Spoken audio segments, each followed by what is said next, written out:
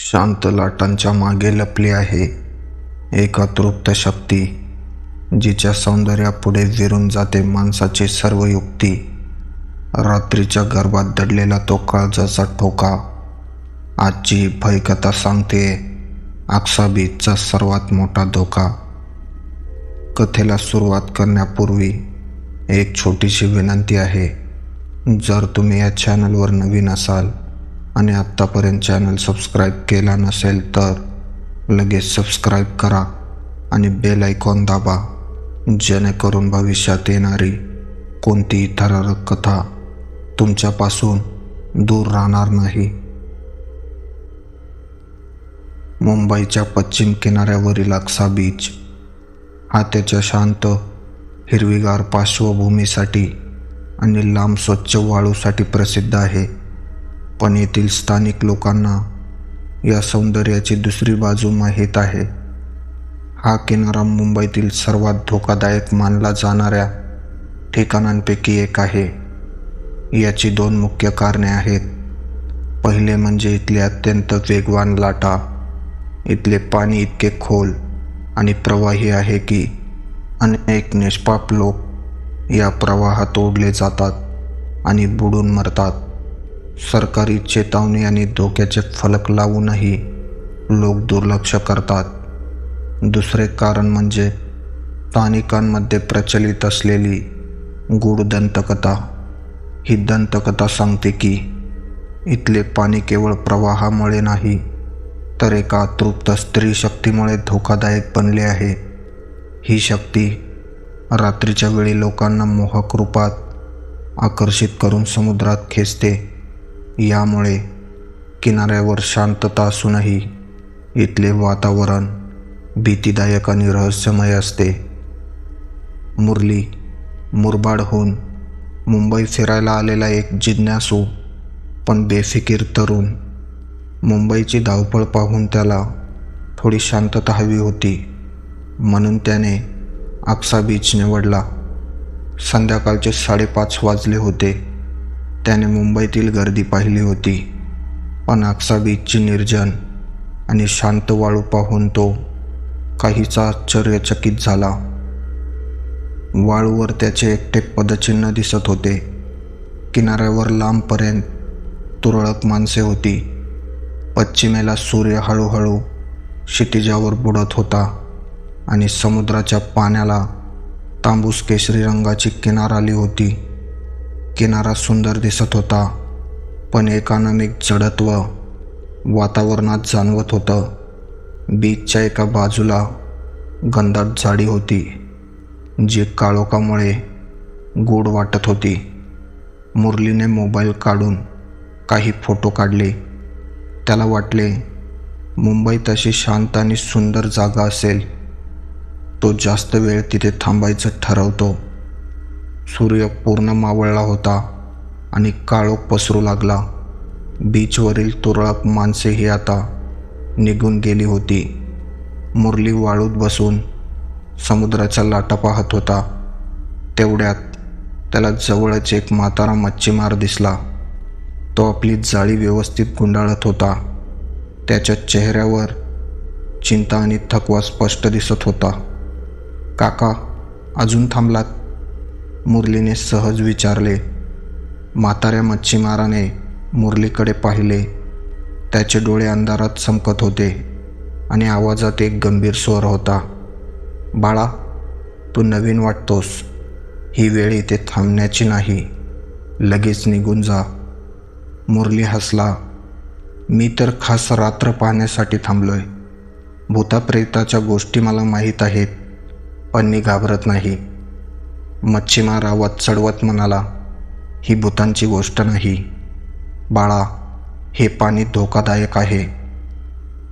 तू बातम्या वाचल्या नसतील, इथे दरवर्षी 5 ते 6 लोक बुडून मरतात.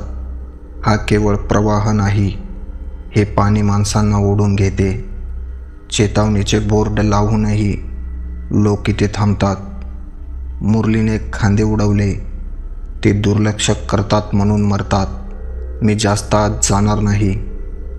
मच्छीमार मुरलीच्या खांद्यावर हात ठेवून दबक्या आवाजात म्हणाला, तू ऐकत नाही आहेस. इथे एक स्त्री शक्ती आहे, मोहक आणि सुंदर. ती पांढऱ्या वस्त्रात येते आणि रात्रीच्या वेळी किनाऱ्यावर एकट्या बसलेल्यांना हसून आपल्याजवळ बोलावते. जो तिच्या सौंदर्याच्या मोहात पडतो त्याला ती बिलगून समुद्रात खोल घेऊन जाते आणि तो माणूस परत येत नाही. मुरलीला हसू आवरेना. त्याने मच्छीमाराचा हात बाजूला केला. काका, तुम्ही खूप जुन्या काळात जगताय. मच्छीमार निराश होऊन म्हणाला, मी तुला चेतावणी दिली. संध्याकाळ झाली की किनाऱ्यावरील प्रत्येक शांत लाट एक धोक्याची सूचना असते. मी चाललो, तू पण लगेच जा. म्हातारा मच्छीमार गडबडीने अंधारात निघून गेला. मुरलीने शांतपणे मोबाईलवर गाणी लावली आणि समुद्राकडे तोंड करून वाळूत पोचला. तो मच्छीमाराच्या बोलण्यावर विचार करत होता. स्त्री शक्ती, पांढऱ्या वस्त्रात. अचानक मोबाईलवरील गाणे आपोआप बंद झाले. लाटांचा नेहमीचा आवाज अचानक थांबला. त्या भीषण शांततेत मुरलीला दूरवरून अंधाऱ्या समुद्राच्या दिशेने एका स्त्रीचा अत्यंत हळूवार आणि मधुर हसण्याचा आवाज ऐकू आला. मुरलीने घाबरून मोबाईलची बॅटरी चालू केली आणि समुद्राकडे पाहिले. त्या लाटांच्या टोकावर त्याला पांढऱ्या वस्त्रात काहीतरी अस्पष्टपणे उभे दिसले. एक स्त्री.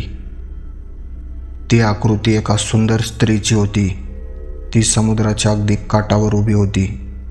तिचे लांब ओले केस तिच्या खांद्यावर विखुरलेले होते आणि तिचा चेहरा चांदण्याच्या अस्पष्ट प्रकाशात स्पष्ट सौंदर्यासारखा चमकत होता. ती मुरलीकडे बघून हळुवारपणे हसली. मुरलीच्या मनात मच्छीमाराने दिलेली चेतावणी आणि त्या स्त्रीचे असामान्य सौंदर्य याचा संघर्ष सुरू झाला. ती नुसतीच एखादी रात्री समुद्रावर आलेली मुलगी असेल असा विचार करून तो स्वतःला पटवतो. तिचे सौंदर्य इतके मोहक होते की मुरली तिच्याकडे ओढला जात होता. मुरली हळूहळू तिच्या दिशेने चालू लागतो. जसजसा तो तिच्या जवळ जातो तसतसे त्याला तिचे सौंदर्य अधिक तेजस्वी वाटू लागते. ती स्त्री त्याला हाताने खुणावते. ती काही बोलत नाही, पण तिची भुरळ पाडणारी नजर मुरलीला तिच्या जवळ येण्याचे अदृश्य आमंत्रण देते.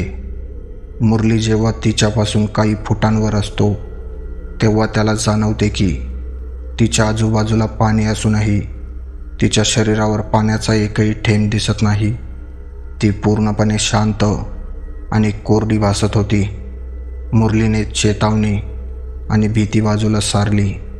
तिच्या सौंदर्याने तो वेडा झाला होता. तो तिच्या जवळ जातो. ती स्त्री हसते आणि हळूच मुरलीचा हात पकडते. जसा ती मुरलीला स्पर्श करते तसा मुरलीला एक थंडगार आणि भयानक कंप जाणवतो. त्याला वाटते की त्याचे शरीर थिजून गेले आहे. तो ओरडण्याचा प्रयत्न करतो, पण त्याचा आवाज गळ्यातच अडकतो.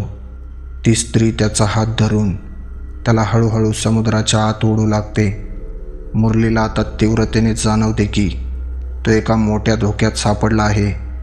तो विरोध करण्याचा निष्फळ प्रयत्न करतो. ती स्त्री आता वेगवेगळ्या रूपात दिसू लागते. तिच्या चेहऱ्यावरचे मोहक हास्य आता क्रूर आणि विजयी हास्यात बदलते. काही क्षणातच मुरली छातीपर्यंत पाण्यात पोहोचतो. समुद्रातील लाटा अचानक खूप वेग घेतात. तो मच्छीमाराची चेतावणी आठवतो. हा केवळ प्रवाह नाही, हे पाणी ओढून घेते. त्या स्त्रीने मुरलीला खोल पाण्यात ढकलले. मुरलीला जाणवते की तो एका शक्तिशाली अदृश्य प्रवाहाने वेगाने आत ओढला जात आहे. ती स्त्री हसते आणि पाण्यात गायब होते. मुरलीची धडपड, त्याचे मदतीसाठीचे अंतिम निष्फळ प्रयत्न आणि पाण्याची भीषण गर्जना. शेवटी मुरली बुडून मरतो. समुद्राच्या लाटा पुन्हा शांत होतात. जणू काही घडलेच नाही. सकाळ झाली होती.